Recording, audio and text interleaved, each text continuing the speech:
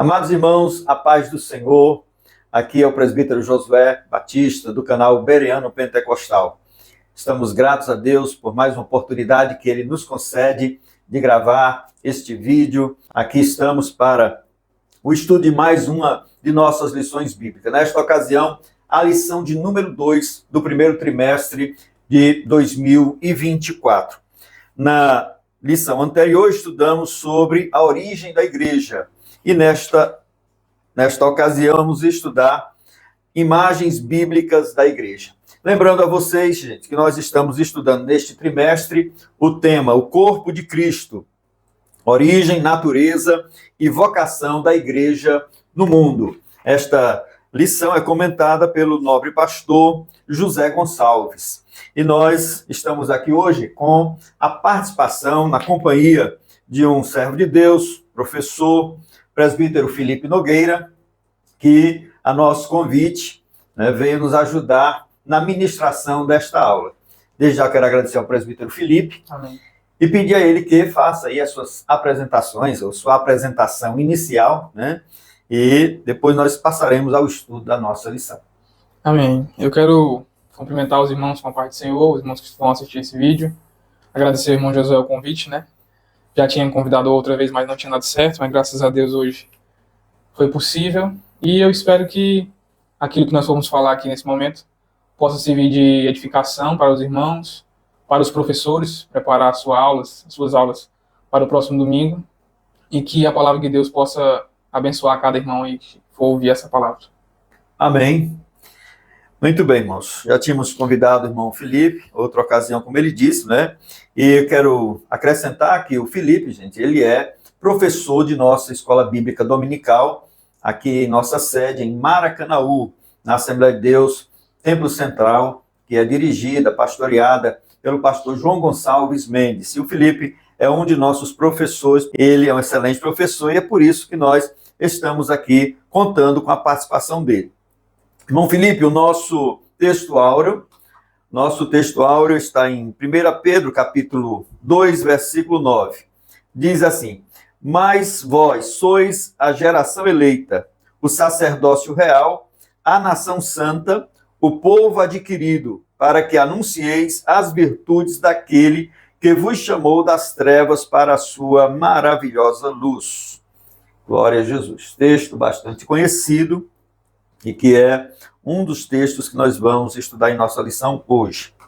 A verdade prática diz: por meio de cada imagem que retrata a igreja, o Espírito Santo revela-nos o quão gloriosa ela é. A leitura bíblica em classe encontra-se em Efésios, capítulo 5, versículos de 25 a 32, e 1 Pedro, capítulo 2, versículos 9 e 10. Muito bem.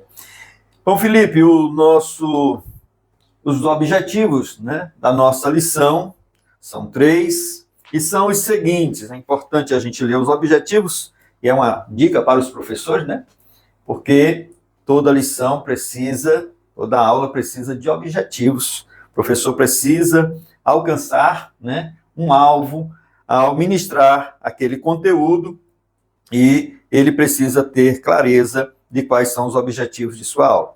O primeiro é elencar as imagens que descrevem o relacionamento com Cristo, pontuar as imagens que descrevem a função da igreja, explicar as imagens da igreja como habitação de Deus.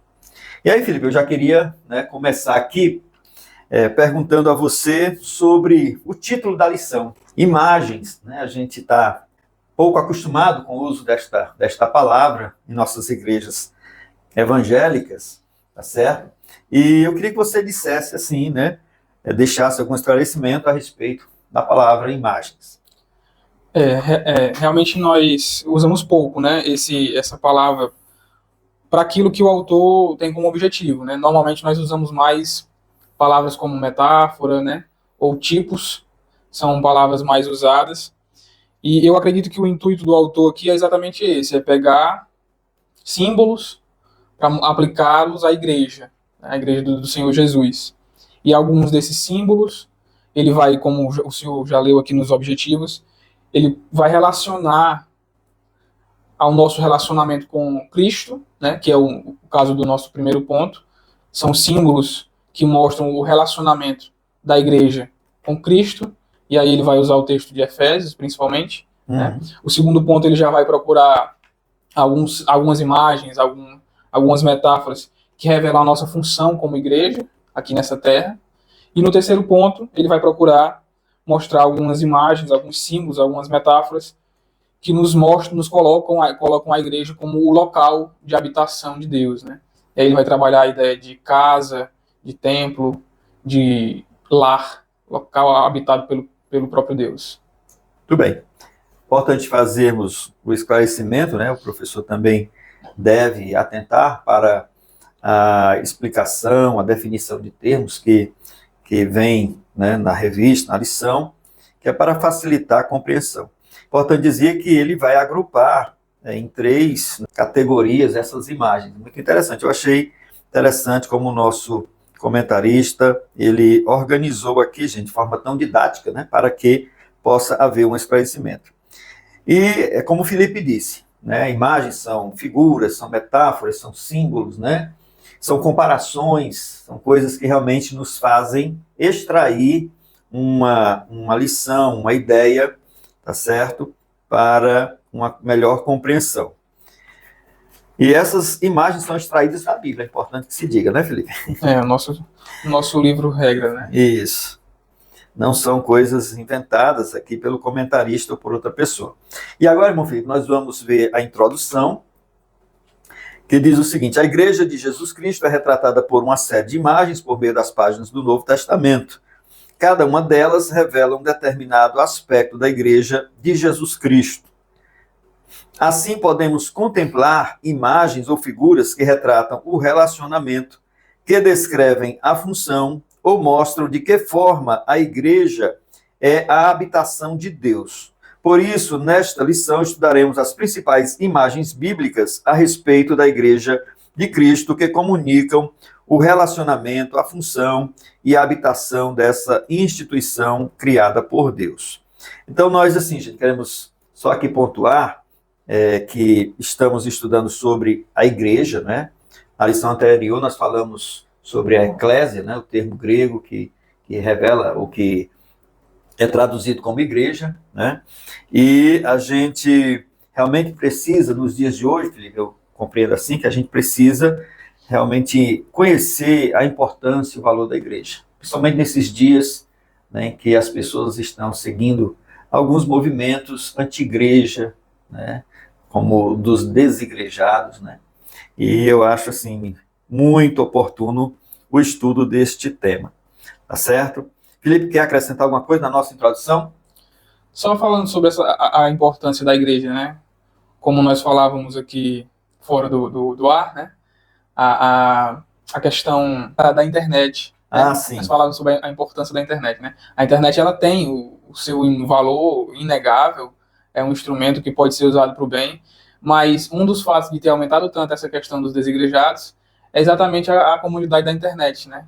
Principalmente pós-pandemia, nós vimos muito isso, porque os cultos online cresceram bastante, né? Uhum. E muitas pessoas se acostumaram a ficar em casa, né?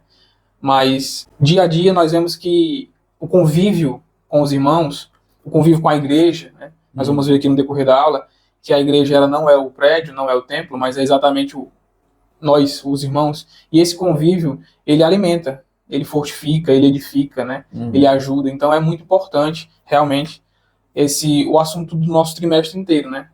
A gente entender de uma forma geral o assunto sobre a igreja, né? E aí vem uma dica que eu recebi quando eu fiz uma faculdade, um curso, e um professor gostava sempre de dizer, né? E para os alunos, né? Nós vamos passar 3 meses, agora passamos 3 meses estudando sobre missões, agora vamos passar 3 meses estudando sobre a doutrina da igreja, e a importância de você não se limitar apenas ao domingo, aquele momento da aula, né? Em sala de aula, esse professor gostava de dizer que em sala de aula a gente entende o assunto, mas a gente só aprende o assunto fora de sala de aula, né? E ele explicava dizendo que você aprende conversando sobre o que entendeu em sala de aula. Quanto mais se fala, quanto mais se conversa, quanto mais se troca ideias, o assunto vai ficando em você. E realmente isso é verdade, né? Se a gente lê um texto bíblico, a gente entende o texto. Mas se a gente conversar sobre ele, o Senhor traz ideias novas, eu trago ideias novas, e parece que o texto vai aprofundando, né? E aí a gente realmente aprende. Uhum. Com certeza, gente. Esse convívio, né? Esse relacionamento entre pessoas, isso traz um enriquecimento, né? De troca de ideias, de experiências. É por isso que eu acho bom o nosso formato aqui. Tá certo? Como nós estudamos a lição, gente. Eu não gosto de estudar sozinho, né? Eu sempre gosto dessa presença, dessa conversa, desse bate-papo, porque a gente vai ajudando um ao outro, né, na compreensão do assunto e também ambos aqui trazendo algo para os nossos telespectadores. Muito bem, irmão Felipe. E aproveitando também, Felipe, aqui eu quero pedir aos irmãos que nos assistem, que ainda não são inscritos, para que se inscrevam, né? Dê aí a sua ajuda, a sua colaboração para o nosso canal, se inscrevendo, é muito simples, não lhe custa nada, tá certo? Dê um like se gostar, se não, pode também dar um dislike, não tem problema, o importante é você realmente interagir conosco. O primeiro ponto, gente, da nossa lição, traz como título, imagens que descrevem um relacionamento. E o primeiro subponto é a igreja como a noiva de Cristo. E diz o seguinte, sem dúvida alguma, a imagem da igreja como a noiva de Cristo é uma das mais belas das Escrituras. Na verdade, a Bíblia usa tanto a figura da noiva como a da esposa para representar a igreja. Primeiramente, a igreja é descrita como uma noiva, ou aliás, uma virgem pura. Isso quem disse foi Paulo, né, em 2 Coríntios, capítulo 11, versículo 2. E ele vai aqui trazer o esclarecimento dizendo que convém destacar que a palavra grega partenos, é assim, Felipe, que se diz? Sim. Traduzida em 2 Coríntios 11, 2, como virgem pura, é usada em relação a uma donzela que ainda não contraiu núpcia. É uma figura da igreja como noiva, trazendo uma ideia de castidade, pureza e fidelidade. E eu queria aqui passar ao presbítero Felipe para que ele nos comente nessa figura da igreja como uma virgem, como uma noiva, né? Alguém que está prometido, mas não ainda teve realmente consumada o casamento. É muito interessante. Duas coisas aqui dentro desse ponto que eu achei bem interessante. A primeira é observar a importância que Deus dá ao casamento. Né? A instituição família. Quando nós vamos para a Bíblia ela começa com um casamento. Deus cria Adão e Eva. E ela termina com um casamento. Lá no livro de Apocalipse, no capítulo 19, no verso 7, as bodas do cordeiro, o encontro do noivo com a noiva. Então, nós vemos a Bíblia no começo e no fim, trabalhando a ideia do casamento. E isso é um pouco contraditório nos dias em que nós vivemos, né? Não é aceito na sociedade. Pelo contrário, nós temos visto o oposto, né? A mídia, os filmes, telenovelas, trabalhando de uma maneira muito forte para denegrir, né, a imagem do casamento, dizer que o casamento é algo ultrapassado, que não serve mais. Mas, biblicamente falando, nós vemos que Deus usa a figura do casamento para tudo, inclusive para ele mesmo, para o seu relacionamento com o seu povo, com a sua igreja, com aqueles que vão aceitá-lo. Ele é o noivo, a igreja é a noiva, né? A Bíblia vai falar lá no livro de Hebreus que digno de honra entre todos deve ser o matrimônio, né? Deus fala em inúmeros textos bíblicos a importância que ele dá ao casamento, né? Então, esse aqui é o ponto, um dos pontos que eu acho importante para os irmãos trabalharem no próximo domingo. Outro ponto que eu acho interessante é a ideia dessa virgem pura. Essa virgem pura, como o autor colocou aqui. É interessante a gente observar por que essa virgem precisa ser pura, né? Mais uma vez, um contraste com a nossa sociedade, que não é mais tão comum essa castidade, essa necessidade para um casamento. Mas para esse casamento, para o encontro da noiva com o noivo, se faz necessário uma pureza. Por que ela precisa ser pura? E a resposta clara é, porque o noivo é puro, santo, A Bíblia vai falar sobre Deus em inúmeros textos, mas lá no livro de Abacuque, no capítulo 1, se eu não me engano, no verso 13, a Bíblia diz que ele é tão puro, tão santo, que ele não pode nem ver o mal. Tamanha a pureza de Deus. Então, tamanha essa pureza, o quanto ele é santo, o quanto ele é puro, essa noiva que vai casar com ele precisa ser pura. Ela tem que ser pura. Agora, como nós, que somos a noiva, somos pecadores, como seremos puros? E aí, a Bíblia vai falar sobre isso, ela vai retratar exatamente no texto de Efésios, Paulo vai falar sobre isso. A pureza da noiva não vem da noiva, não vem das suas ações, não vem de um mérito próprio, mas a pureza da noiva vem da ação do noivo, vem do que o noivo fez por ela. O texto que nós temos base na aula de Efésios capítulo 5, se eu puder ler aqui um pouco, ele vai falar sobre isso no capítulo 5, no versículo 25, Paulo diz assim, ó, maridos, que cada um de vocês ame a sua esposa, como também Cristo amou a igreja, e se entregou por ela. Qual o propósito? Por que Cristo se entregou por ela? Para que a santificasse, tendo-a purificado por meio da lavagem de água pela palavra. Então, veja, Cristo morreu por nós. Para quê? Para nos santificar. Porque o homem, por si mesmo, não conseguiu cumprir. Pelo contrário, quando nós vamos para a Bíblia é cheia, é repleta de textos que mostram que o homem pecou, continuou a pecar e viveu pecando. Mas Cristo veio, cumpriu a lei e se entregou pela noiva. Esse ato de se entregar, o ato de justiça que ele fez, agora nos santificou. Essa santificação, agora,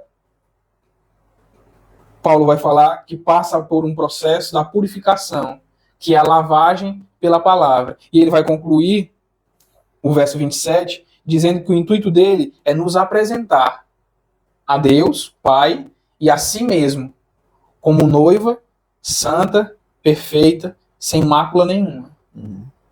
Mas é sempre importante nós frisarmos que essa conclusão de perfeição, pureza, santidade, não vem das nossas ações, vem da ação do noivo.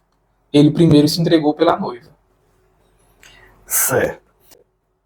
Eu entendo, Felipe, que quando a Bíblia, especialmente o apóstolo Paulo, usa essa imagem da virgem pura, né? O intuito é destacar realmente essa pureza, essa castidade, como está aqui dizendo, no sentido de quê? Né? Que já está dito, mas eu queria ver se eu exponho melhor a minha ideia. Já pensou uma noiva contaminada, né? Qual noivo quereria? Qual seria o noivo, né, que soubesse que a sua noiva estava tendo outros relacionamentos? Então a virgem, nesse sentido, é algo intacto, né? Algo que não foi tocado, é algo que está sendo reservado. Não é assim? Sim. A ideia de virgem, né?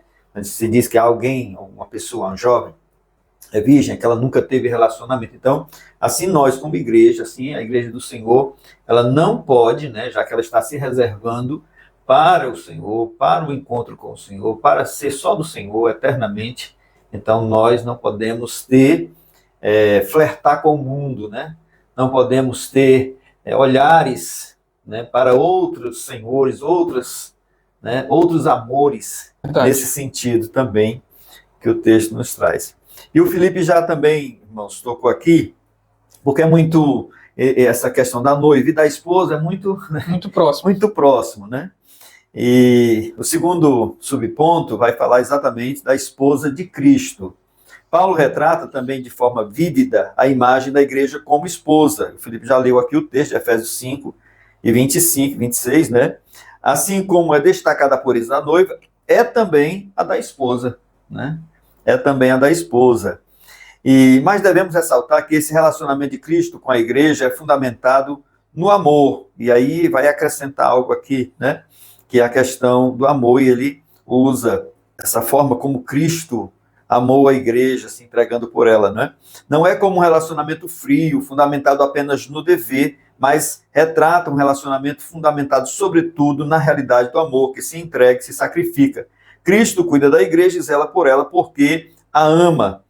Essa imagem de relacionamento amoroso entre Cristo e a sua igreja deve ser o parâmetro para o relacionamento de todos os cristãos. E aqui, Felipe, eu queria que você comentasse exatamente no caso da esposa, o que acrescenta, o que distingue aí da noiva lá, simplesmente. A Bíblia, sobre essa questão de imagens, né, ela parte de algo que nós conhecemos, né, para que a gente possa entender um pouco a Deus, né? Deus fez isso com o homem, né? Deus usou uma linguagem humana para falar com o homem, para que o homem entendesse ele. Isso. Né? Então Deus usa algo que a gente possa entender para falar um pouco do que ele espera do nosso relacionamento com ele, né? Então falamos da noiva, o primeiro ponto.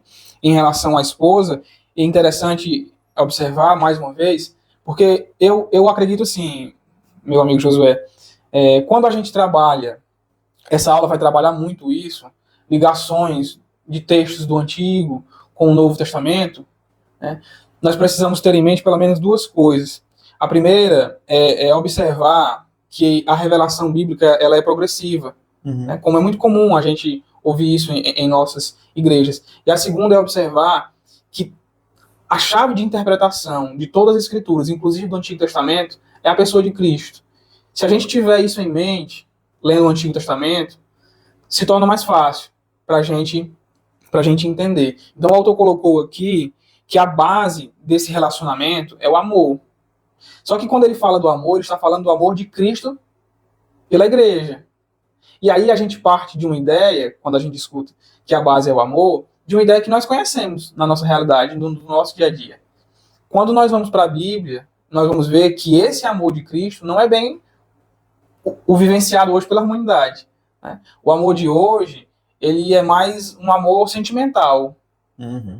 É um amor de reciprocidade, de uma resposta a algo recebido anteriormente. Emocional. É algo emocional. E por ser um sentimento, ele pode se findar. Ele pode acabar. Hoje eu sinto, 1 ano, 2 e acabou o amor. Essa é a realidade para as pessoas de hoje.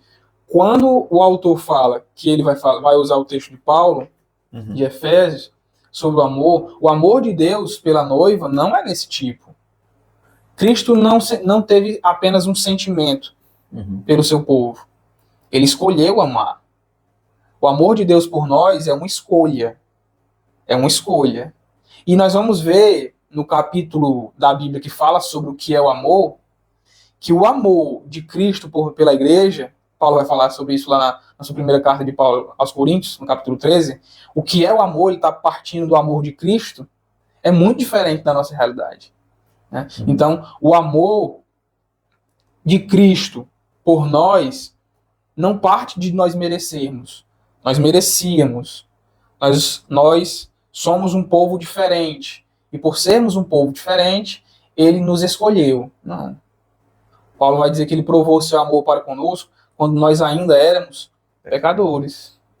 E em Efésios ele vai dizer que nós éramos filhos da ira, destinados à ira de Deus. Mas mesmo assim, Cristo foi lá e nos amou, nos escolheu, né? Então, a diferença da noiva para a esposa é porque na noiva você não tem tanto um conhecimento aprofundado, não é? No caso, humanamente falando. Quando você vai conviver, você agora passa a saber quem é.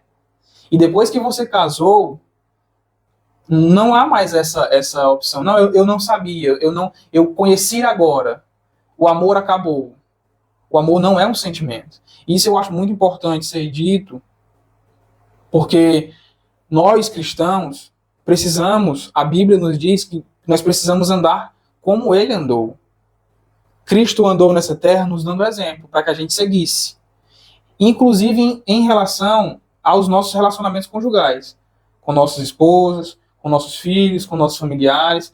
Ele nos deu o exemplo. E o exemplo dele em relação à sua noiva e posteriormente à sua esposa é que ele amou a noiva, continua amando a esposa, apesar de todas as falhas delas. Mesmo assim, ele continua amando, continua se sacrificando por ela, continua a purificando, porque nós estamos em um processo, como já falei no ponto passado, um processo para até que nós cheguemos naquele dia e ele nos apresente ao Pai e a si mesmo como noiva perfeita, sem mancha, sem mácula e sem ruga nenhuma. Eu fico feliz de você estar comentando comigo essa lição hoje, porque eu sei que você aprecia muito esse tema da família, né? O Felipe é sempre convidado, gente, para ministrar em cultos da família, e é muito interessante mesmo, porque ele nos trouxe aqui algo, né, sobre essa questão do que é o amor. E a gente vê que está muito banalizado, né? E não é nada disso. O amor bíblico, o amor de Cristo pela igreja, né? É um amor incondicional, um amor que não tem fim, né? Até porque o nosso Deus, ele não tem sombra de variação, né? Então ele é diferente de nós. Nós, às vezes, estamos com um humor assim, né? Mais bem-humorados, mais mal-humorados. Mas o Senhor não tem isso, né, gente? Então, como noiva, eu entendo também, Felipe, assim, como noiva e como esposa, algo que também Paulo e a palavra de Deus, de modo geral, deseja nos passar, essa liberdade que nós podemos ter com o Senhor, né? Tá entendendo? Né? Assim como a esposa, né, ela tem intimidade com o seu esposo e o esposo com a esposa, assim também nós temos, ou podemos ter, né, uma intimidade, uma comunhão bem íntima, bem profunda com o Senhor. Não devemos ter medo de nos aproximar dele, de conversar com ele, né? De contar as nossas angústias, os nossos problemas, porque o Senhor nos ama, assim como o esposo ama a esposa, assim também o Senhor nos ama e nós podemos ter total liberdade de nos aproximarmos dele. Teria esse sentido, Felipe? Com certeza. Aqui. Com certeza. Pronto, então a gente contribui também, né, com esse adendo. E, gente, vamos agora para o terceiro subponto, que a igreja é retratada como rebanho de Deus. Quando reuniu os presbíteros na cidade de Éfeso, na verdade é da cidade, né, porque Paulo não estava em Éfeso quando ele reuniu ali os presbíteros. O apóstolo Paulo os exortou, capítulo 20, versículo 28, né, olhai por vós, pelo rebanho de Deus, ele diz essas palavras, né? A igreja é retratada como um rebanho de Deus. É uma metáfora que ilustra a relação existente entre a ovelha e o pastor. Paulo deixa claro que esse rebanho custou um alto preço, o sangue de Jesus Cristo. Tendo em mente essa imagem, o apóstolo Pedro também põe em evidência isso em evidência. As palavras de Pedro devem servir de parâmetro para todo pastor que cuida do rebanho de Deus. Na verdade, ele mostra o que o pastor não pode fazer no seu trato com a igreja, pois ele deve ser um modelo para o rebanho de Deus. E agora, Felipe, nós temos, saindo aí de uma comparação, de uma metáfora, né, mais humana, vamos para algo mais pastoril, né, mais aqui tratando da igreja como um rebanho. O que você poderia nos acrescentar sobre essa comparação da igreja? Às vezes, assim, para nós aqui brasileiros, não é tão comum, né? Mas, biblicamente, nós vemos muito essa figura de linguagem de ovelhas e pastor, né? Talvez o salmo mais conhecido da Bíblia fala exatamente dessa relação pastor e ovelha, né? E fala porque a ovelha, ela é um animal que ela se apega muito ao seu pastor. Se você procurar vídeos aí na internet, inclusive é muito comum você ver duas pessoas, dois homens, normalmente um idoso e um mais jovem, cuidando de um mesmo rebanho de ovelhas. Né? Dois cuidando de um rebanho. E por que eles fazem muito isso? Né? Porque a ovelha, ela se apega tanto ao pastor, que se ela for cuidada por só um pastor, e esse pastor vier a morrer, todo o rebanho tem que ser sacrificado, porque ela não se acostuma mais com outro pastor. É mesmo? Não se acostuma. É por isso que eles cuidam dois de um rebanho só. Porque se porventura um vier a morrer, o outro pastor vai cuidar daquele rebanho de ovelhas. Né? E é tão interessante que Davi fala sobre isso e Jesus fala sobre isso no Novo Testamento. Né? Quando ele diz que as minhas ovelhas escutam a minha voz e me seguem. Isso está falando desse relacionamento. Né? Desse relacionamento que é cultivado dia a dia, do pastor com aquelas ovelhas. A mesma coisa Cristo fez com o seu rebanho. Ele é o pastor supremo, mas escolheu, deu dons a outros homens para que eles também pastoreassem o rebanho de Deus. Porque ele sabia que um dia ele não estaria aqui conosco, iria ao céu, mas esse pastor supremo prometeu um dia voltar. E aí vem a questão da responsabilidade, né, que pesa sobre esse grupo de pessoas, os pastores. Né? E mais uma vez, não querendo ser repetitivo, mas é importante a gente observar como está caindo em descrédito esse título. Né? Eu lembro que quando eu era mais novo, o pastor ele era uma autoridade na sociedade. E aonde ele chegava, ele era respeitado. Né? E devido aos maus testemunhos de alguns homens por aí afora, hoje é o oposto. Né? O nome pastor tem até perdido esse sentido de um homem de respeito. Né? E esses homens eles têm esquecido que o Supremo Pastor irá voltar. Irá voltar para pegar o seu rebanho, para levar o seu rebanho para estar com ele eternamente. O rebanho não é do pastor não local, é dele. do pastor da igreja. É do Supremo Pastor. Tá só cuidando, ele né? Está só cuidando. Pedro vai falar sobre isso, né? No texto que o autor colocou aqui, na primeira carta de Pedro, no capítulo 5, no versículo 2, eu acho interessante que Pedro fala exatamente sobre muitas das coisas que nós vemos hoje. Ele falando sobre os pastores, diz que vocês pastoreiam o rebanho de Deus que está entre vocês, não por obrigação, né, mas de forma espontânea, como Deus quer, não por ganância. A igreja ela não é uma fonte de renda. A igreja não é uma empresa. Não se deve pastorear por ganância. Se deve pastorear por amor. É por isso que ser pastor é um dom. É um dom dado por Deus. Ser pastor não é uma vontade. Eu quero ser pastor. Ser pastor é um dom. É Deus quem escolhe. É Deus quem escolhe. E quando Deus escolhe, nós vemos os frutos. O trabalho crescer, o trabalho prosperar. Não pastoreiem por ganância, mas de boa vontade. Não como dominadores, como se vocês fossem os donos. Mas elas foram confiadas a vocês, sendo exemplo para o rebanho. E aí vem, se esses grupos de pastores seguirem a vontade de Deus, seguirem aquilo que a Bíblia nos orienta, qual será a recompensa deles? E quando o Supremo Pastor se manifestar, vocês receberão uma coroa de glória que nunca vai perder o seu brilho.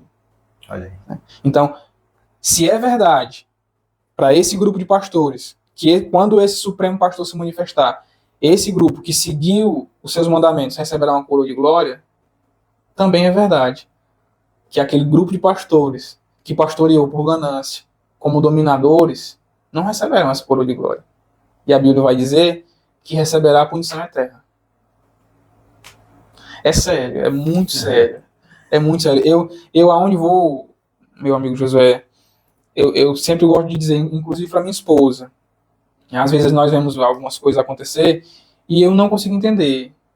Porque eu tenho uma compreensão muito grande da seriedade, que é estar aqui hoje com o senhor, ou no púlpito da igreja, falando a vontade de Deus para as pessoas. Um dia, esse Deus, que eu estou dizendo falar a vontade dele, vai estar na minha frente. E ele sabe se as minhas palavras eram verdades para mim, se aplicavam a mim. Um dia a prestação de conta vai chegar. E a Bíblia vai dizer que a quem mais é dado, mais será cobrado. Não é verdade? Glória a Jesus. Que coisa maravilhosa, né, irmãos? O Felipe aqui nos trouxe grandes verdades a respeito deste aspecto da igreja como rebanho, né? Primeiro, o relacionamento da igreja com o Senhor, que é o Supremo Pastor, né? Salmo 23. E tem muita gente que precisa se aprender a se colocar na posição de ovelha, né? O salmista ali, ele se coloca, o Senhor é o meu pastor. Então, ele está se colocando na posição de ovelha, né? E, quer dizer, submissão, né? Dependência, crer que o Senhor é quem conduz as nossas vidas, quem guia as nossas vidas. Tem muitas coisas boas a dizer, o Felipe já trouxe bastante, né? E essa outra parte que ele trouxe sobre os pastores que Deus tem levantado e que alguns têm cumprido com um chamado e outros não. Meus amados irmãos, nós vamos prosseguindo aqui com o estudo da nossa segunda lição, que traz como título Imagens Bíblicas da Igreja. E o segundo ponto traz como título Imagens que descrevem função. Vamos aprender coisas importantes aqui também. O primeiro subponto traz o seguinte título: Geração eleita, sacerdócio real, nação santa e povo adquirido. E nós vamos entender o seguinte, né? Assim como havia um povo de Deus debaixo do antigo pacto, da mesma forma Deus possui um povo debaixo do novo pacto. E ele traz aqui para nós o texto de 1 Pedro, né, Felipe? Que também nos serve aqui de texto áureo. E traz 4 títulos, podemos dizer assim, 4 imagens da igreja, né? A primeira é geração eleita. Lembrando que estamos vendo aqui imagens que retratam funções. A palavra grega genus, traduzida aqui como geração, também possui o sentido de raça. O Novo Testamento mostra que em Cristo, tanto judeus quanto gentios fazem parte de uma só geração ou raça por causa do que eles têm em comum. Não há distinção de raça, cor, sexo ou status social. Em Cristo, todos formam a geração eleita. Que coisa, eu acho lindo, né? Porque Jesus derrubou todas as barreiras, né? E uniu os povos que eram antes inimigos, que estavam distantes, e uniu, né, Felipe? Fala aí sobre esta geração eleita, Felipe, para nós. Eu acho interessante observar, antes da gente entrar nessa geração eleita, pegando o finalzinho que o senhor falou, que Jesus uniu os povos, né? Eu acho interessante observar o seguinte, que eu escutei muito isso quando eu era criança, que Deus veio para os judeus, né? Que no Antigo Testamento, os judeus era o povo escolhido de Deus, e porque os judeus rejeitaram, surgiu uma oportunidade, e abriu-se uma porta para os gentios, né? Mas quando nós vamos para o texto bíblico, nós vamos ver que não é bem assim, né? Inclusive, dentro do Antigo Testamento, nós vemos já alguns textos que mostram de forma muito clara, né, que os gentios sempre fizeram parte do plano, né? A própria escolha do pai da nação de Israel, Abraão, Deus diz a ele: em ti serão benditas todas as famílias da terra. Não é só o povo que vai vir de ti, né? Se nós formos para o livro de Zacarias, eu gostaria de ler só esse texto bem rapidinho. Eu sei que o nosso tempo já está bem acelerado, mas é muito interessante observar no Antigo Testamento, no Zacarias capítulo 8, no versículo 23. Olha o que Deus diz, ó. Assim diz o Senhor dos Exércitos: naqueles dias, 10 homens de todas as línguas das nações pegarão na borda da roupa de um judeu e lhe dirão: queremos ir com vocês, porque ouvimos que Deus está com vocês. Então, já no Antigo Testamento, Deus diz para os judeus que naqueles dias, falando de algo futuro, de uma revelação progressiva, 10 homens de todas as nações pegarão na roupa de judeus: queremos ir com vocês, porque ouvimos que Deus está com vocês. Então, essa questão da escolha de Deus, né, como o senhor encerrou, é para o povo, é para o homem de forma geral. Não era para uma nação e ali, por causa do desprezo daquela nação, surgiu uma oportunidade. A igreja não é um plano B de Deus. Não é um plano B, exatamente. A igreja não é um plano B de Deus, né? Simplesmente Deus escolheu trabalhar dessa forma. Escolheu um homem, surgiu uma nação, dessa nação surgiu o Messias, e do surgimento do Messias ele disse: agora vão, preguem no mundo inteiro.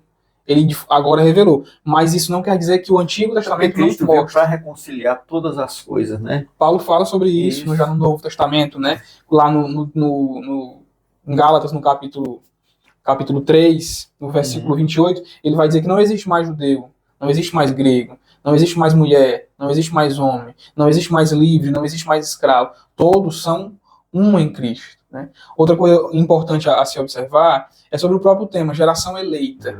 Né? Geração eleita. Ora, eleito, ninguém é eleito porque escolhe. eu não escolho ser vereador do município de Maracanaú. Eu posso me candidatar, mas eu só serei eleito se outros me escolherem. É verdade. Jesus fala sobre isso. Não foram vocês que me escolheram. Foi eu que escolhi vocês. Os nomeei para que vocês vá e deem fruto. Então a igreja, o privilégio da eleição. É claro que nós não vamos entrar aqui no mérito da eleição, porque iria muito longe, e nós não acreditamos em uma eleição de forma decretativa, né? Mas que a eleição é um assunto bíblico, eu acredito que todas as correntes teológicas concordam com isso, isso é fato, né? Então a igreja foi eleita, escolhida por Cristo. Cristo escolheu a noiva para viver com ele. O segundo, ainda dentro do primeiro subponto, Felipe, tem a letra B, é sacerdócio real. Em sua primeira carta, o apóstolo Pedro descreve os crentes que formam a igreja de Cristo como os que exercem um sacerdócio real. Essa imagem vem do antigo sistema sacerdotal levítico, né? Na antiga aliança, Deus escolhe uma família, a de Arão, para oficiar como sacerdote. Da mesma forma, ele fez na nova aliança. Contudo, há uma diferença fundamental entre o sacerdócio exercido debaixo da antiga aliança e aquele exercido na nova aliança. Ali, essa função era reservada apenas para uma tribo, a de Levi. Dessa forma, a família escolhida para essa missão foi a de Arão. Por outro lado, debaixo da nova aliança, todo cristão é um sacerdote. Agora, todo cristão tem o privilégio de queimar o incenso, isto é, de exercer um ministério de oração e intercessão diante de Deus. Felipe, há muita coisa a ser comentada aqui, né? Infelizmente, o tempo não permite, gente, mas eu vou já passar aqui a bola para o Felipe, para ele ir direto ao ponto, tá certo? Falando sobre a igreja como um sacerdócio real. E a distinção, né? Com o Antigo Testamento, a Antiga Aliança. O sacerdote, né, ele, de uma forma bem resumida, bem simples, ele era aquele responsável por tudo relacionado ao culto, né? Tudo relacionado ao culto a Deus, né? Era ele que cuidava do templo, era ele que prestava os sacrifícios por si e pelo povo, e era ele também que tinha acesso ao Santo dos Santos, né? A presença de Deus, o sumo sacerdote, ele era essa pessoa, né, que tinha acesso. No Antigo Testamento, como o autor colocou, nós vamos ver que uma família, né? Só essa família podia cultuar, né? É interessante observar que dentro do espaço do templo ali, o templo ele era dividido em pátio, local santo e santo dos santos, né?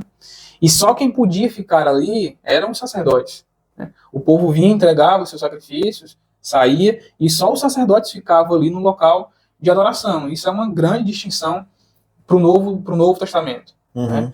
Agora, dentro daquilo que nós já falamos, aqui alguns instantes atrás, das duas coisas importantes quando nós lemos o Antigo Testamento, que é você entender que a revelação é progressiva e entender que Cristo é a chave hermenêutica.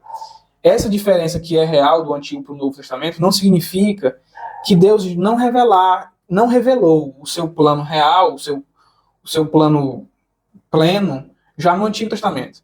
Quando nós lemos Êxodo capítulo 19, e aqui é um texto muito interessante para os irmãos lerem em sala de aula, 19 verso 6, ainda quando o povo está saindo do Egito, não tinha nem recebido ainda os 10 mandamentos, que vai acontecer no capítulo seguinte, olha o que Deus diz para o povo, para Moisés: ó, vocês serão para mim um reino de sacerdotes e uma nação santa. Muito similar ao que Pedro vai dizer lá no Novo Testamento, que nós agora somos sacerdócio real, nação santa, povo adquirido. Então, já no Êxodo, no Antigo Testamento, Deus fala para o povo o que queria. Só que o pecado atrapalhou. Quando nós vamos ver o capítulo seguinte, nós não vamos ter tempo para ler, mas você vai ver que Deus se revela ao povo. Deus desce no monte. E a reação do povo é medo. Eles têm medo de Deus. E Deus não quer que o homem tenha medo. O que Deus quer é se relacionar com o homem. Esse sempre foi o propósito de Deus. Sim. Que o homem chegasse a ele.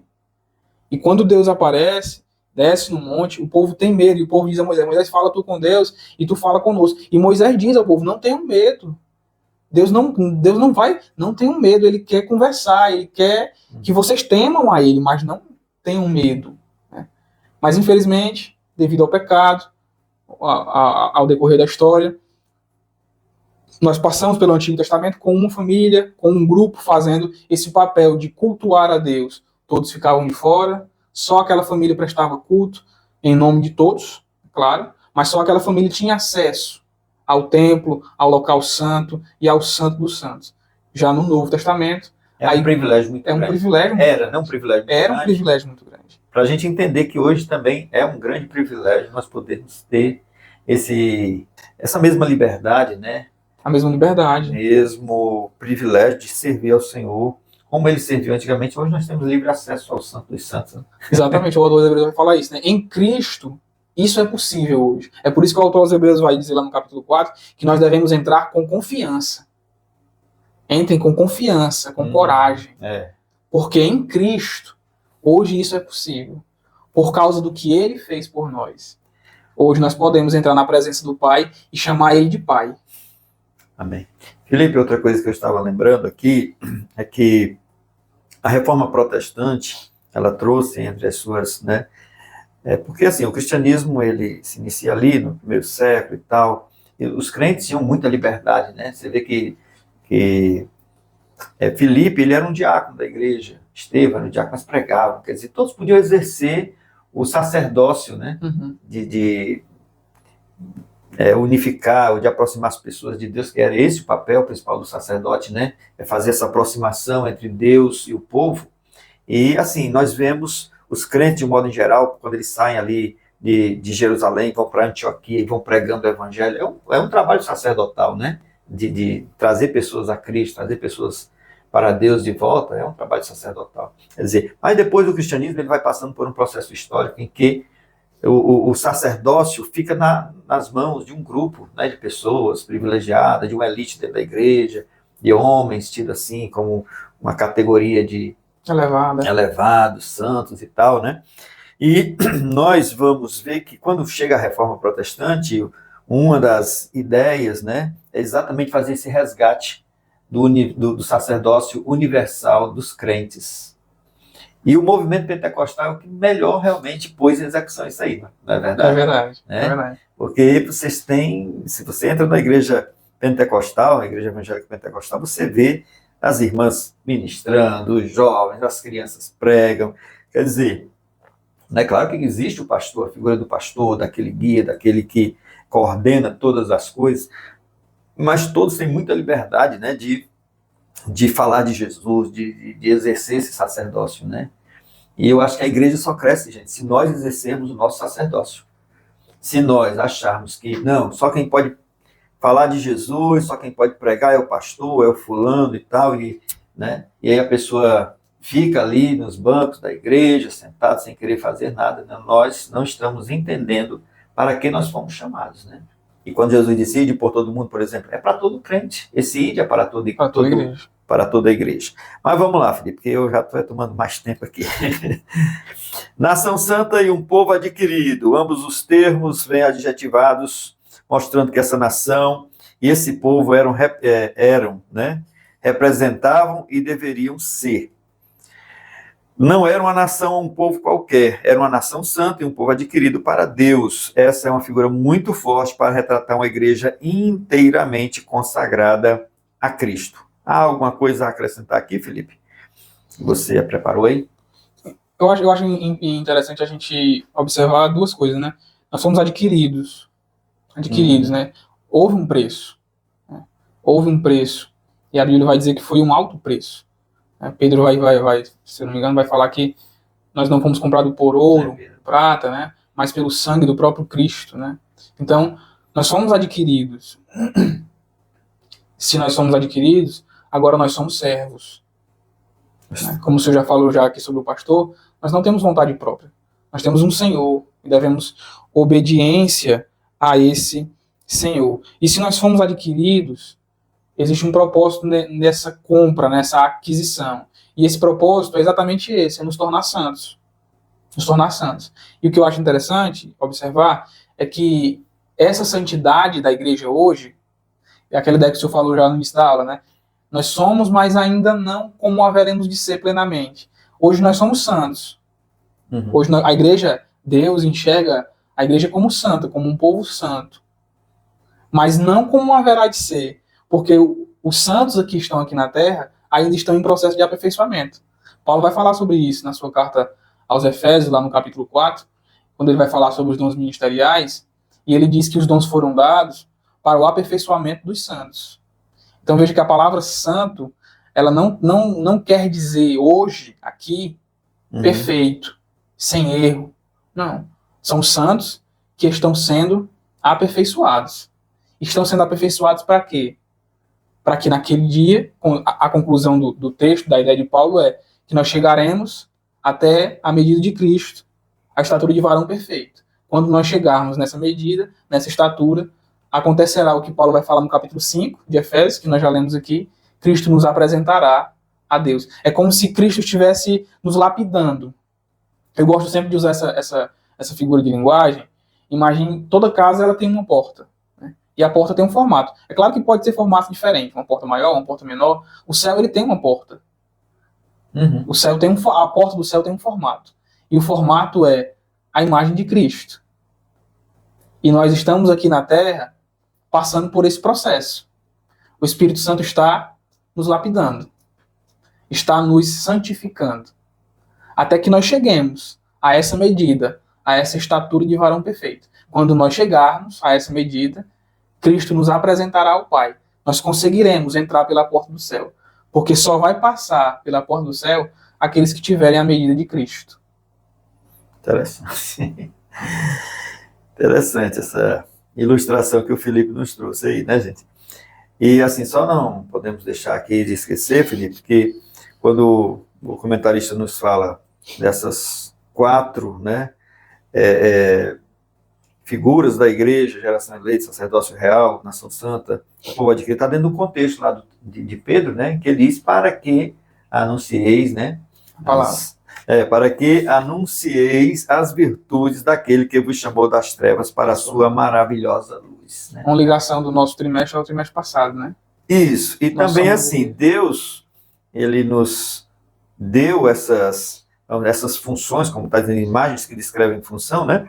Para que nós possamos estar aptos, habilitados a exercer esse mandado, esse chamado, né? Essa ordem do anunciar as virtudes do nosso Senhor, né? Para o mundo, para o mundo, né? E agora o segundo subponto, corpo de Cristo. Corpo de Cristo. Essa é uma das imagens mais fortes e frequentes do Novo Testamento para retratar a igreja. E aqui tem muita coisa para dizer, né, Felipe? A igreja é o corpo de Cristo. Mais do que uma organização, a igreja é um organismo vivo. Eu vou parar por aqui, Felipe, porque eu quero dar tempo para você comentar essa parte com mais, né, liberdade. O que o autor vai trabalhar no decorrer do ponto é a principal ideia de corpo. Né? Corpo, que é a ideia de união. Essa é a principal ideia de corpo. Corpo de Cristo, corpo humano. O corpo ele só é um corpo se ele estiver unido. Não existe desunião entre um corpo.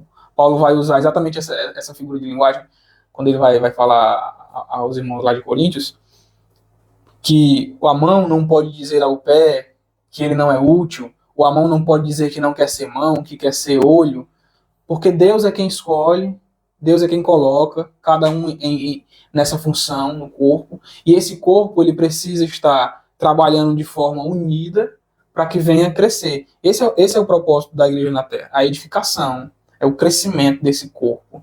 E esse corpo só vai crescer de forma sadia se tiver unido, se tiver união. A união, irmão José, ela é tão forte, que Jesus fala sobre ela na sua oração sacerdotal, lá em João, no capítulo 17, no versículo 20, Jesus diz assim, ó, não peço somente por estes, mas também por aqueles que virão a crer. Ou seja, eu não peço apenas por esses que estão aqui me ouvindo, pelos apóstolos, mas eu peço por toda a igreja, que há de crer em mim, por todo o corpo. Em todos os tempos, em todos os lugares, né? A igreja de Cristo, ela não é o povo de uma época ou o povo de uma denominação. É um povo que crê. Que creu há 10, que creu há 100 anos atrás, que ainda vai crer há 10 anos na frente. Todo esse povo faz parte desse corpo. E eu acho interessante o versículo 21, quando Jesus diz assim, ó, ele está pedindo por nós, está pedindo pela igreja, diz, a fim de que todos sejam um. Como tu, ó Pai, és em mim e eu em ti, também eles estejam em nós, para que o mundo creia que tu me enviaste. Eu acho muito interessante isso aqui. Jesus está pedindo ao Pai que a igreja seja um, como ele é um com o Pai. Esse é o padrão, esse é o exemplo. A igreja precisa seguir esse exemplo. Mas qual é o intuito? Por que a igreja precisa ser unida? Para que o mundo creia que tu me enviaste. Então veja a importância que pesa na união da igreja. Uma igreja desunida anuncia ao mundo que o nosso Cristo não foi enviado por Deus. Que Deus é esse? Que nem vocês são unidos. Que nem vocês se amam. Se você pegar toda a Bíblia, todo o Novo Testamento, principalmente, Jesus fala de forma muito clara. A lei se resume no amor. Amar a Deus e amar ao próximo. Então a união da igreja ela é essencial. E aí dentro, nós não vamos ter muito tempo para falar sobre isso, dentro dessa união nós precisamos entender qual é a nossa parte nesse corpo. E estar satisfeito com a nossa parte dentro do corpo. Porque às vezes nós vemos pessoas que estão meio que insatisfeitos com o dom que Deus deu a eles. Queriam outras coisas, queriam exercer outras partes dentro do corpo. E aí, às vezes, até deixam de cumprir o chamado que Deus tem para as suas vidas, almejando outras coisas, pensando que essas outras coisas são maiores, são mais excelentes. E o corpo deixa de ter um crescimento saudável. Deixa de ter um crescimento saudável. Eu tive uma experiência bem recente, sexta-feira passada, o senhor passou por mim, e eu estava na portaria, né? E eu vi ali a importância do porteiro dentro de um culto. Além da importância, o privilégio que o porteiro tem. O porteiro conversa com todo mundo que entra na igreja. Uhum. Ele tem essa oportunidade de se aproximar de todo mundo. Né? Então não é ser porteiro, pegando esse exemplo da experiência que eu tive, não é nenhum demérito. E nós precisamos entender o nosso papel dentro do corpo. Já pensou se a igreja entendesse isso de fato? Entendesse a sua função, aceitasse a sua função? Porque Paulo vai falar isso em Coríntios, ele é quem dá o dom, o Espírito distribui da maneira que quer. Se a gente entendesse a nossa função e cada um cumprisse a sua função de forma unida, a igreja cresceria muito mais rápido e nós anunciaríamos ao mundo, através do nosso exemplo, que o nosso Cristo foi enviado por Deus. Glória a Deus. Então, assim, a gente pode dizer, Felipe, que o objetivo desta figura da igreja é falar sobre unidade. Sobre unidade. Necessidade de como o povo de Deus E eu acho assim, para você ter unidade, precisa pagar um preço, né? Precisa. Porque aquele texto lá do Salmo 133, quão bom e quão suave é que os irmãos vivam em união, né? Ali ele fala da beleza da união. Mas aquele texto não fala do preço que se paga, né? De eu renunciar muitas vezes, né? De eu ceder, de eu lhe considerar mais importante. É aquilo que Paulo honrar, né? O outro, tá entendendo? E é um preço, porque a nossa vontade é ser reconhecido primeiro, é ser valorizado, é ter as oportunidades, né? É querer estar na frente das coisas. É importante a gente observar que, de fato, isso é verdade, né? É o querer humano, né? Mas não é um querer que foi transformado pelo Espírito Santo. Porque quando uma pessoa, de fato, foi transformada pelo Espírito Santo, ela nasceu de novo, ela olha para as Escrituras, e você vê isso em Jesus. Quando você chegar num canto, não procure os primeiros assentos, procure os últimos. Você vê isso nos apóstolos, Paulo dizendo que nós devemos considerar menores, sempre menores do que os outros. O próprio Cristo dizendo que nós devemos ser como as crianças. Então isso é um ensino vasto em todas as Escrituras. E talvez esse detalhezinho, né, de ceder, de aceitar que o outro seja privilegiado em detrimento até de você. Que o outro seja colocado para fazer e você não. Esse detalhezinho seja a chave da união. E os dons de cada um, né? Eu aceitar ser ministrado pelo outro, né? Porque Deus me deu um dom, então eu quero ser servido através desse dom, né? É uma oportunidade de, assim, da gente exercer os dons dentro da igreja. Dons que eu digo aqui, não estou falando dons espirituais, mas são os dons ministeriais, os dons, né, eclesiásticos que cada um pode ter dentro da igreja. Um sabe ensinar, o outro tem ali uma aptidão mais para o louvor, que nos traz, né, coisas maravilhosas através do louvor. E daí por diante, né, a gente aprender a ser servido uns pelos outros. Muito bem, meus amados irmãos, chegamos aqui ao final do segundo ponto. Vamos para o terceiro ponto, Felipe, que traz o seguinte título: Imagens que descrevem habitação. E aí vem santuário de Deus. Muito embora seja comum identificar a igreja a partir de sua estrutura arquitetônica, não é isso que a Bíblia identifica como sendo uma igreja. Ela é o templo do Espírito Santo. A igreja é retratada como sendo um santuário, a habitação de Deus. Vou até aproveitar essa coisa que ele coloca, gente, para dizer aqui a vocês, né, que essas imagens que ele está trazendo da igreja, a gente tem que ter cuidado para não confundir com algo atual, né? Por exemplo, quando ele fala de noiva, a gente pode logo trazer a imagem da noiva atual, né, dessa ideia da noiva atual, que na nossa sociedade é uma pessoa que tem mais liberdade, né, com o noivo, enquanto que na Bíblia não, né, era uma pessoa que estava ali sendo guardada, resguardada, né, para o dia do casamento, né, e assim, a gente tem que ter cuidado para não transportar isso para o contexto atual e ter uma compreensão. Por exemplo, essa questão do templo, né, a igreja como templo, então eu vou para a igreja, é muito comum, vou para a igreja, né, e eu acho assim, na Bíblia não sei se tem alguma referência, né, falando da igreja como um templo físico, como uma estrutura física. Eu não sei se tem nesse sentido, né? O apóstolo Paulo, eu vou para a igreja. Até porque logo no início não havia templo, eles né? se reuniam aonde dava, né? Onde tinha oportunidade. Muito bem. A igreja é retratada como sendo um santuário, a habitação de Deus. Individualmente, cada crente é um templo do Espírito Santo. Bom, Felipe, fale aí para nós sobre este aspecto aí da igreja como santuário.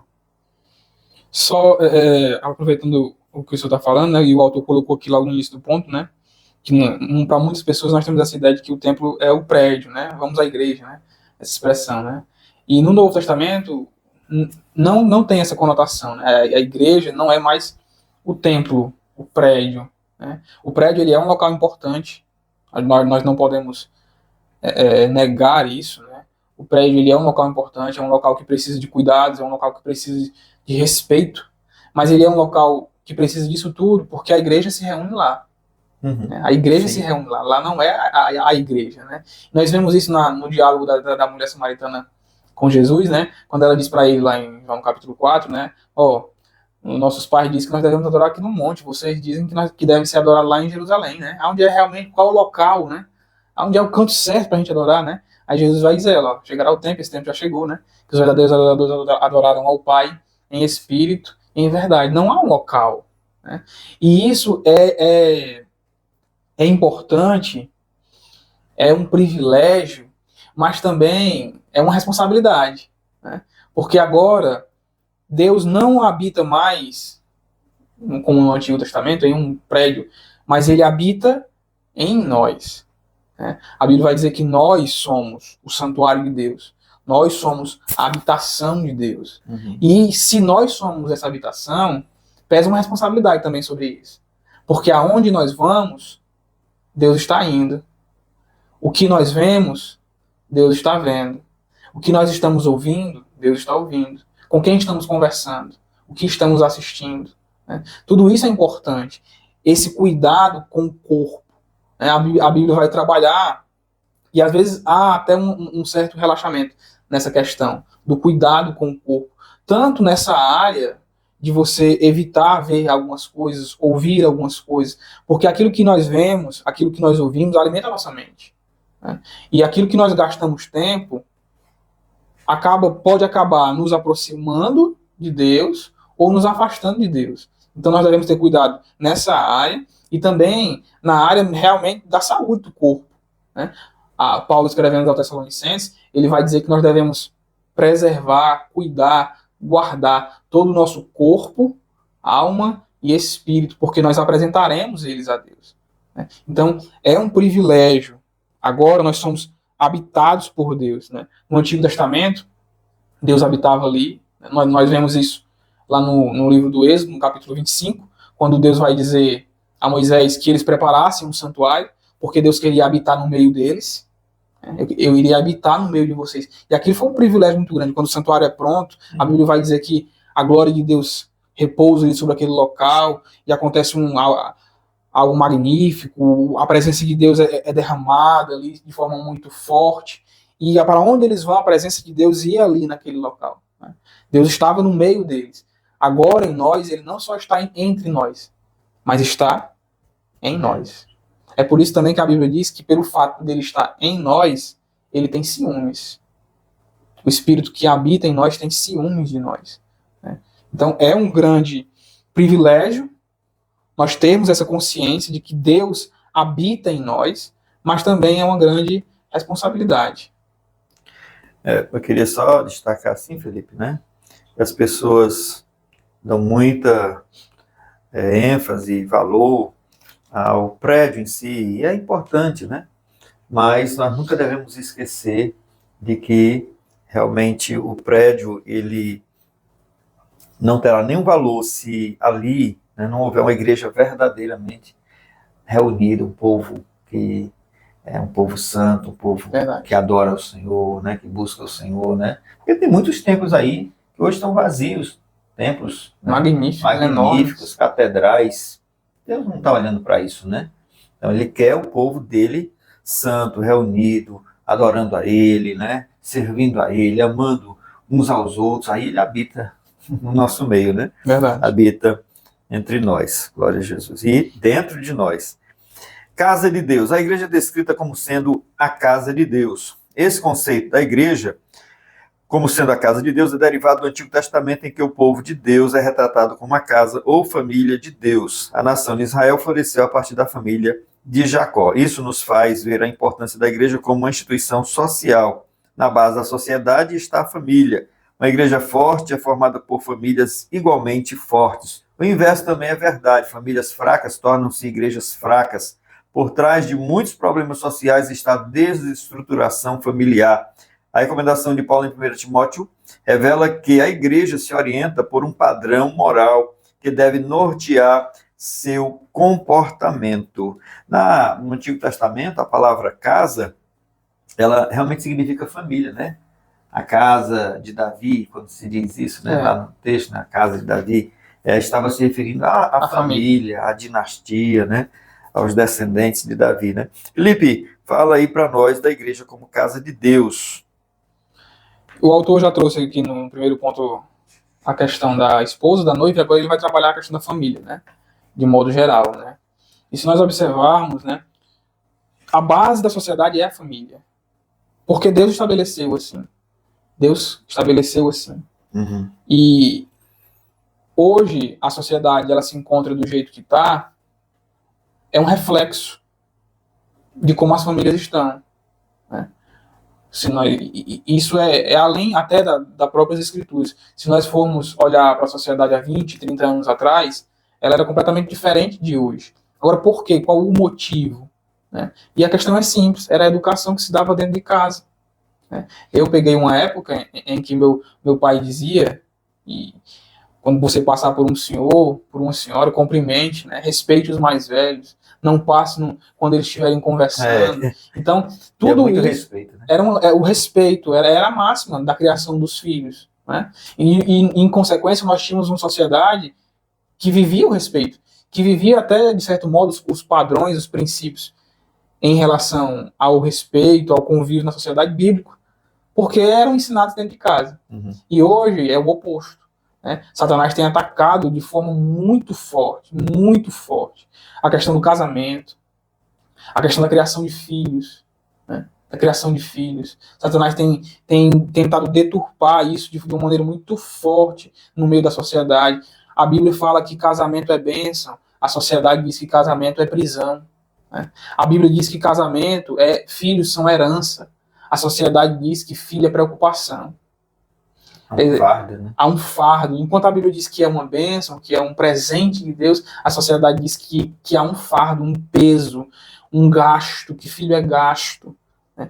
Então, e o que é preocupante não é a sociedade estar dizendo isso, porque o mundo já não maligno. O preocupante é nós vermos pessoas que se dizem cristãs, que se casam com esses princípios. Que eu quero casar, mas não quero ter filho, porque filho é um fardo. Quer dizer, de onde essa pessoa está bebendo? E isso é preocupante. Isso, de fato, é preocupante. Até que ponto nós, como igreja, estamos sendo afetados pela sociedade. Né? Até que ponto nós estamos sendo afetados pela sociedade. Então, a família, ela é essa base. É por isso, irmãos, aqui que existe uma responsabilidade muito grande para o cristão em relação ao cuidar da sua família. Quando nós vemos a Deus escolhendo Abraão, ele escolhe Abraão para que Abraão, através de Abraão, surgisse ali a nação hebraica, o povo judeu, e deles o Messias. Mas quando Deus escolhe Abraão para cuidar da família dele. Se você ler Gênesis capítulo 18, eu não vou ler, versículo 19, você pode ler lá, Deus vai dizer por que escolheu Abraão. Eu te escolhi para que tu ensine os teus filhos a me amarem. Eu sei que ele vai ordenar os seus filhos, né?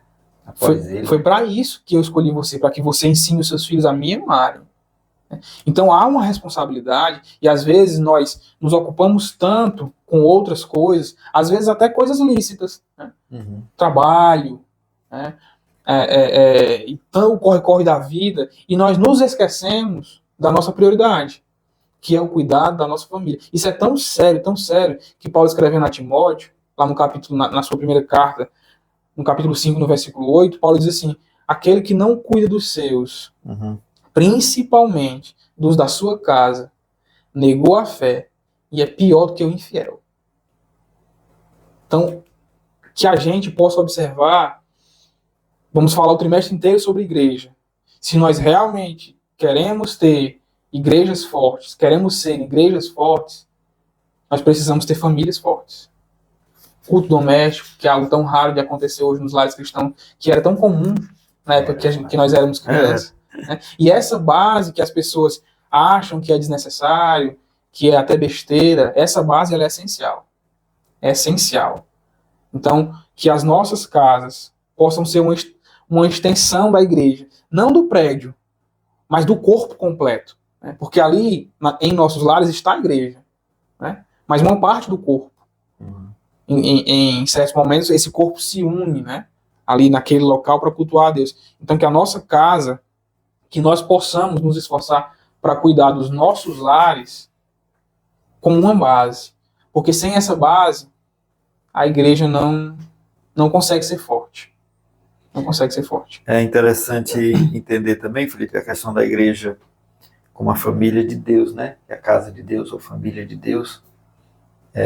A gente poder fazer parte, né, dessa família.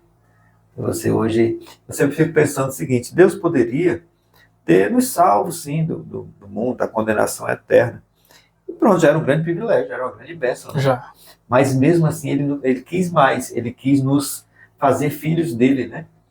Aí o apóstolo João ele vai dizer, filhinhos, né? Veja quão grande amor nos tem concedido o Pai, e que fôssemos chamados filhos de Deus. Né?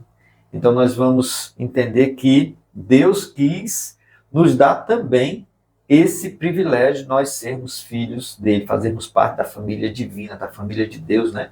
Nós não vamos ser deuses, mini-deuses, né? Mas nós vamos ser uma categoria de seres que, assim, vão subir a um patamar, um nível nunca pensado, né? Com certeza. Aqueles que creem, que perseverarem, que forem até o final, vão ter esse privilégio de morar, de habitar com o Senhor, e será muito glorioso, né?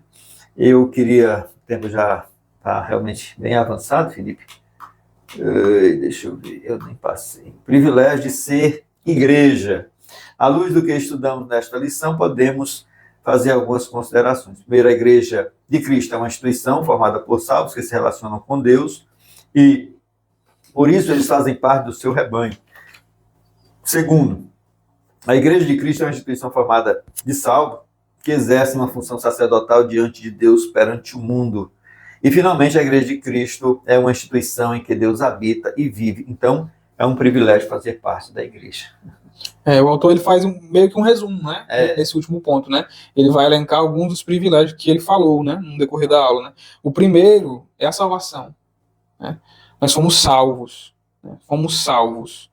O segundo que ele coloca aí é o ato de se relacionar com Deus, que tinha sido perdido, né? Uhum. E hoje é possível através da reconciliação. Deus estava em Cristo reconciliando consigo mesmo o mundo, né?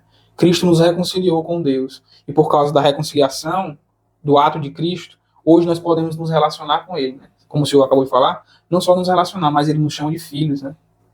A todos aqueles que creem nele, Deus o poder de serem feitos filhos de Deus. Então vai falar sobre isso no seu evangelho. O outro privilégio que ele fala é que agora nós somos sacerdotes. Já falamos sobre isso, né? Nós somos sacerdotes, nós temos livre acesso à presença de Deus. Temos o privilégio de poder adorá-lo livremente. Temos a responsabilidade e o privilégio de anunciar esse Deus a outras pessoas, procurar aproximar aqueles que ainda não, que estão longe de Deus, contando o nosso exemplo, contando o nosso testemunho, contando o que Cristo fez por nós, né? Esse também é um grande privilégio, né? Eu me lembro de um autor muito conhecido, o Dr. Martyn Lloyd-Jones. Eu estava até falando sobre ele recentemente, e o senhor deve conhecer, né? Martyn Lloyd-Jones, ele era médico auxiliar da família real da Inglaterra, era o médico adjunto ali, até que foi chamado para ser pastor, e largou aquela função, né? Largou aquela função para ser pastor. E depois de alguns anos perguntaram a ele se ele não se arrependia, né? Se ele não se arrependia de ter largado uma função tão importante, né? Ele poderia um dia ser o médico principal da família real da Inglaterra, né? E a resposta dele foi muito interessante. Ele disse que não enxergava a escolha que ele tinha feito como um demérito, como algo, um rebaixamento. Pelo contrário, ele enxergava como uma elevação, como uma promoção. E aí ele disse, né, que porque para mim a função mais importante que um homem pode receber nessa terra é de ser pregador da palavra de Deus. Eu era médico da família real. Hoje eu sirvo ao Rei dos Reis, ao Senhor dos Senhores. Então, esse privilégio nós também temos, né, de anunciar isso, né, que os nossos olhos possam se abrir para isso, né, que de fato a gente possa enxergar essa verdade, que é um privilégio, né. Agora nós somos sacerdotes e temos livre acesso à presença de Deus, porque Ele habita em nós. Glória. É o outro privilégio que foi falado. Muitos privilégios, né? Muitos, né? Somos privilegiados, gente, mas não é motivo, como diz aquele hino antigo, não posso me orgulhar, né, em servir ao meu Salvador. Não tem nesse hino? Lembra? Não posso me orgulhar em servir ao meu Salvador. É um hino bem antigo e que fala, né, que nós somos privilegiados, mas precisamos saber que tudo foi graça de Deus em nossas vidas. Graças a Cristo. Isso. Gente, na conclusão, nesta lição aprendemos através de imagens bíblicas o que a igreja é e que importância ela tem. São figuras que nos ajudam a compreender a igreja, tanto em seu aspecto institucional como funcional. Assim, essas imagens ajudam o crente a descobrir qual é o seu lugar na igreja, o corpo de Cristo. Dessa forma, ele pode melhor cooperar para o perfeito funcionamento da igreja. Eu acredito, Felipe, que a partir desta lição, muitos de nós vamos olhar assim, essas figuras da igreja, né? Essas metáforas da igreja na Bíblia, a partir de uma outra perspectiva, uma melhor compreensão. Né? Verdade. A lição ela organizou de forma assim, didática muito, muito bem e vai nos ajudar nessa compreensão, tanto para quem é professor, a poder ensinar, quanto aos alunos que vão também ter a oportunidade de crescer, né, no conhecimento da palavra de Deus. Eu quero pedir ao presbítero Felipe para fazer as considerações finais, né, se tem mais alguma coisa a acrescentar, pode dizer, e fazer aí, dar a sua mensagem final para os nossos irmãos que nos assistem. Amém. Eu gostaria apenas de agradecer ao senhor o convite, né? Para mim é uma honra, um privilégio estar aqui, em poder ser né, cotado como uma pessoa que possa contribuir. Para mim isso é algo, é um privilégio realmente, Não tem nem algumas palavras para que possa explicar melhor, porque eu nunca imaginei um dia fazer o que eu faço hoje na casa do Senhor, né? O Senhor conhece a minha história, então para mim isso é um privilégio dado por Deus. E o meu pedido é que Deus possa abençoar os irmãos, Amém. possa trazer esclarecimentos, trazer edificação, né? Através do que foi falado aqui, por mim, por irmão Josué, que essa aula possa ser bênção aí para vocês, que Deus possa a cada dia trabalhar mais e mais nas nossas vidas, para que nós possamos a cada dia nos parecermos mais um pouquinho com Ele, até chegarmos àquela medida de varão perfeito. Glória a Deus. E eu que sou agradecido, tá certo? Contaremos com você em outras oportunidades, assim espero, né? E, gente, a nossa palavra final é de gratidão ao nosso Senhor, em primeiro lugar, e a todos vocês que tiveram a paciência de estar conosco, de nos ouvir. Esperamos ter contribuído, tá certo? Com a preparação das aulas, da aula de vocês para este próximo domingo, dia 14 de janeiro. E até uma próxima oportunidade, em nome de Jesus. Fique sempre conosco e assim estarão nos ajudando no desenvolvimento deste trabalho. Amém. Que Deus abençoe.